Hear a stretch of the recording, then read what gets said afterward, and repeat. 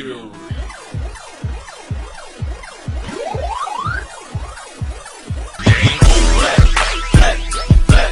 is going on, guys? Welcome back to the channel. Panthers advice today, man. We've got a lot to talk about, including DK Metcalf. I want to touch on a couple things real quick. All right, yesterday's video, I did a whole intro, put a little bit of time into that, and then bang, what the Steelers signed him 20 minutes after I post a video about the Panthers potentially signing him. All right, so that's what today's intro was based on, was yesterday's intro, and then it, not really working out. So let's talk a little bit about DK Metcalf. I'm not going to spend too much time on him because he's with the Steelers now, but there seems to be a lot of controversy, a lot of talk. Did the Panthers mess up or did they make the right decision? Okay, because one side is the Panthers never get a big-time receiver, which you can make that case. The other side is I don't want a diva receiver. So let's look a little bit at the trade details and kind of go from there. So it says right here, Seahawks are trading Metcalf to the Steelers for a 2025 second-round pick. So far, not bad.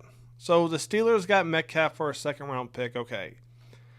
However, this is where things get kind of interesting. Metcalf will sign a 5-year, $150 million deal. Or I'm sorry, contract extension. So it's going to extend to his current contract. 5-year, $150. That scares me a little bit, and here's why. This number right here, he's 27 years old. Now, DK, he's one of one. Don't get me wrong. He's definitely one of one. But a 5-year, $150 for a 27-year-old receiver? Ooh, that's a lot. All right, that's a lot, especially for the offense that the Panthers are in, okay? That's a lot. Now, if that was the case, if the Panthers would have had to offer a 5-year, $150, I don't know that I would have been fully on board with it. I mean, you look at DK, his games played, plays almost every game, every season, right? So no complaints there. However, yardage-wise, I don't know, man. He's played in some pretty happy passing offenses and has never really eclipsed that mark. Now, you could make something about the quarterback play if you want, but 5-year, $150, Panthers may have dodged a bullet there. But now let's talk about somebody they did pay, and that is Mr. Jaycee Horn right here. Now, when I say they paid Jaycee Horn, I mean they paid Jaycee Horn. 4-year, $100 million extension, 70 guaranteed. When I saw this, I was like, okay, I know there's going to be a lot of people who like this move and don't like this move. And there's a reason for that. One, 4 years with Jaycee Horn, given his, injury history. But at the same time, if you like him, you're like, okay, 4 years, bang, you lock him up, right? $100 million extension, $70 million guaranteed. That's a lot of bread. $70 million is a lot of bread. All right, so he's going to be a free agent after the 2029 season. So until 2030, essentially, he's with us. $70 million guaranteed. So here's the thing about Jaycee Horn that, kind of scares everybody. Rookie year, he played 3 games. Sophomore year, 13 games. Junior year, 6 games. All right. Essentially senior year, even though it's not really his last year, but last year he played 15 games, the most he's ever played. I get why people are concerned, but I went a step further. Now, what do you mean you went a step further? Well, I went a step further and I pulled this real quick. This is Jaycee Horn's injury status.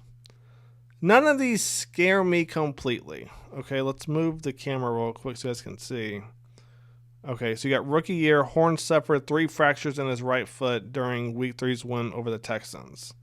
That was rookie year. He missed 14 games. Okay, the foot fracture, I'm going to be honest, it's not like a torn ACL.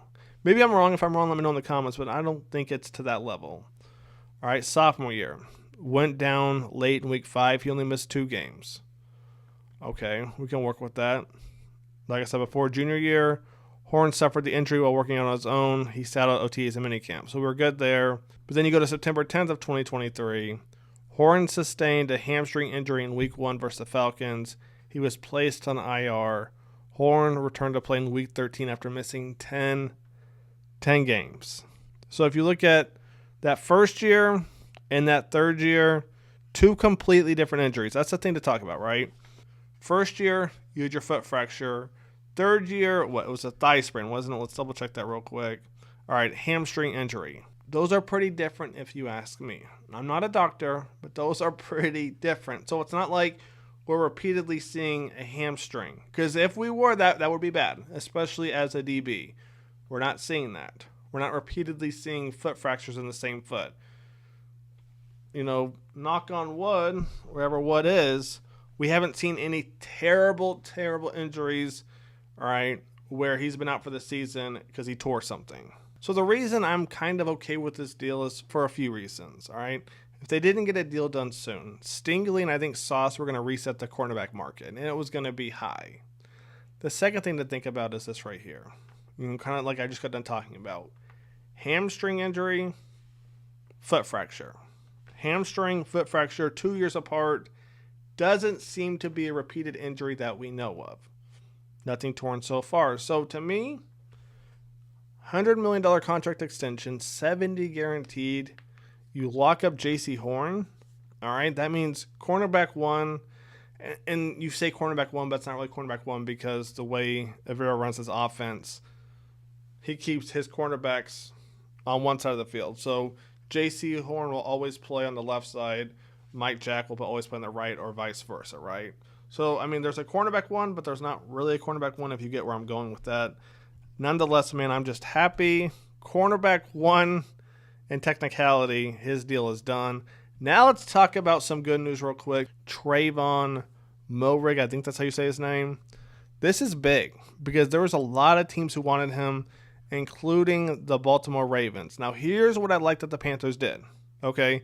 And I actually want to circle back to JC real quick. So remember what I said about DK, you know, he's getting a 5-year contract. He's already 27. He could be turning 28 years old this year. I don't know for sure, but by the time his contract ends, he's going to be 32, 33 years old. If you look at Jaycee Horn, he's currently 25. What did the Panthers do? They gave him a 4-year contract extension. So this is going to expire when he's 29, 30. The Panthers are smart because DK would have been 32, 33. Jaycee Horn's going to turn that 29, 30. And at that point, it's like, okay, what does Jaycee Horn have left? They're going to be able to tell pretty quick. When you hit that 29 to 30 range, it's when you're not at your prime, but you can still play at a high level. So I like what the Panthers did. Now, why do I bring that up? Why did I randomly bring that up? Because it was smart. They did the same thing with Trayvon right here.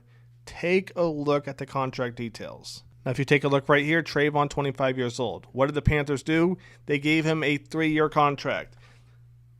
This front office is not playing around. We're not going to sit there like the Steelers did and go for the home run off one player. Don't get me wrong, DK is that guy. But after 30, especially as a receiver, and you saw the numbers DK's done his first 5 or 6 years, at some point you got to bring caution to the wind. Even Jaycee Horn, who's that guy? You know, DK's up there. Jaycee Horn is up there in their respective positions. But they're not letting Jaycee Horn get a fat contract after he's 30. When you're 29 or 30, contract expires. Same thing with Trayvon right here. He's 25 years old. As of reports right now, because I don't think anything's official till Wednesday, they're saying, hey, we'll give you a 3-year contract, maybe 4. You know, a little team option right there. But that's it. Once you hit that 29-30 range, we'll give you another contract, but it ain't going to be that. So I absolutely love what the Panthers are doing. This front office is not playing around. They're doing essentially what the Chiefs do. The Chiefs do this all the time. Once a guy hits that 29 to 31 range, they're drafting somebody else or signing a rookie to hopefully bring him in and replace him. So hats off to the Panthers, man. This is a big move, something the Panthers really haven't been good at doing. So you look at Trayvon right here at the PFF. This I go back and forth on, and I don't, as his safety on PFF, I don't love this, okay? Because the only thing you're going to look at is interceptions and tackles.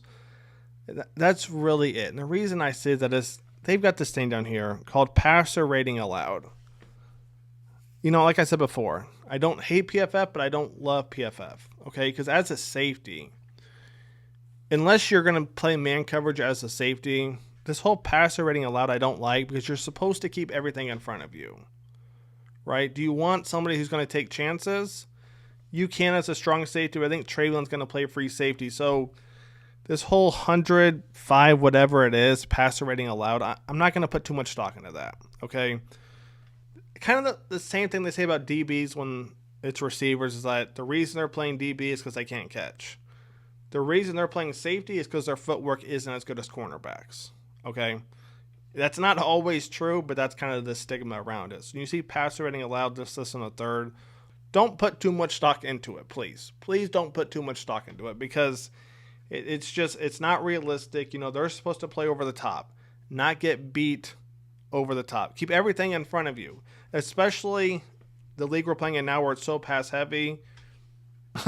More than ever, keep everything in front of you. No safety is really ever in the box anymore. I mean, look around. Even the Eagles, the Chiefs a little bit, but the Eagles saw basically a base cover 4, 2 safeties over the top. Keep everything in front of you. Don't let Worthy, don't let, Marquise Brown beat you over the top. Hopkins, keep them in front of you. So that's going to wrap it up. Oh, wait, there's one more story. Our last story is this right here. Panthers were supposed to get Milton Williams. They were supposed to.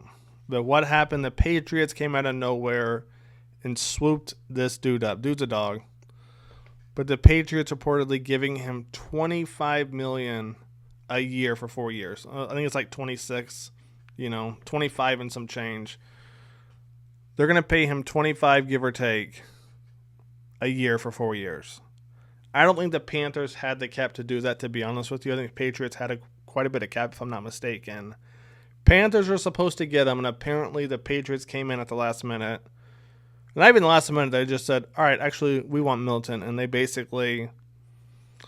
out the big bucks. So that's unfortunate. Milton with the safety, Trayvon, signing Jaycee Horn, that would have been a great addition next to Derek Brown. Oh, man. But we'll see what happens. Wednesday, it all becomes official. So that's going to wrap it up. I hope you guys have enjoyed the video. Stay tuned. More content coming soon. Panthers Devices out. Peace.